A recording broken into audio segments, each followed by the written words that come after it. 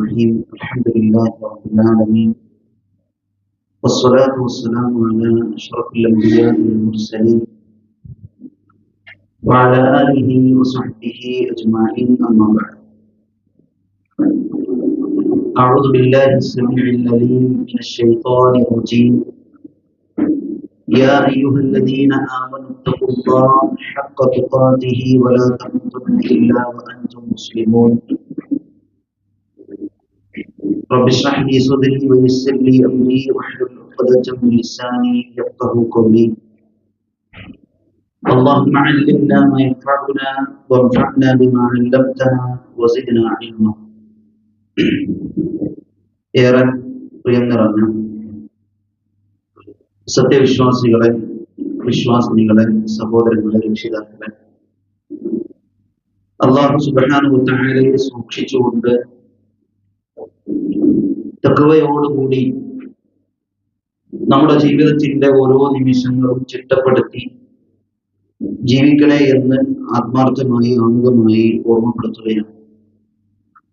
അല്ലാഹു സുബ്ഹാനഹു വ തആല നമുക്ക് എല്ലാവർക്കും അവൻ ഇഷ്ടപ്പെടുന്ന മാർഗ്ഗേന ജീവിച്ച് മരിച്ച് നമ്മളൊക്കെ കൊതിക്കുന്ന സ്വർഗത്തിലെ ഏറ്റവും ഉന്നതമായ പദവിയിൽ ഫിർദൗസിൽ നമ്മളേറെ സ്നേഹിക്കുന്ന പ്രവാചകന്റെയും സ്വഹാബത്തിന്റെയും ശുഹദാക്കളുടെയും സ്വാലിഹീങ്ങളുടെയും കൂടെ കുടുംബത്തോടെ ഒത്തൊരുമിച്ച് പ്രവേശിക്കാനുള്ള അതിമഹത്തായ തൗഫീഖ് നമുക്ക് എല്ലാവർക്കും അല്ലാഹു നൽകി അനുഗ്രഹിക്കുമാറാകട്ടെ.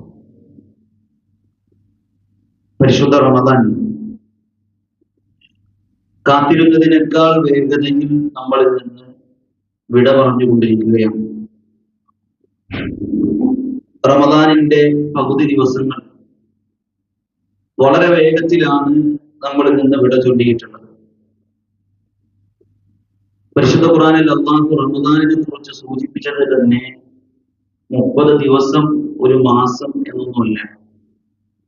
റമദാനിനെ കുറിച്ച് അടിവരയിട്ട് അല്ലാഹു പറയുന്ന ഒരു വാക്ക് അയ്യാമുൻ മഅദൂദാത്ത്, എണ്ണിക്കണക്കാവുന്ന കുറച്ച് ദിവസങ്ങൾ.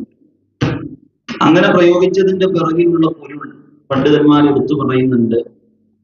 എണ്ണിച്ചിട്ടപ്പെടുത്താവുന്ന ദിവസങ്ങൾ എന്ന് പറഞ്ഞത് തന്നെ അത് നമ്മളിൽ നിന്ന് പെട്ടെന്ന് വിട പറയും എന്നതുകൊണ്ടാണ്.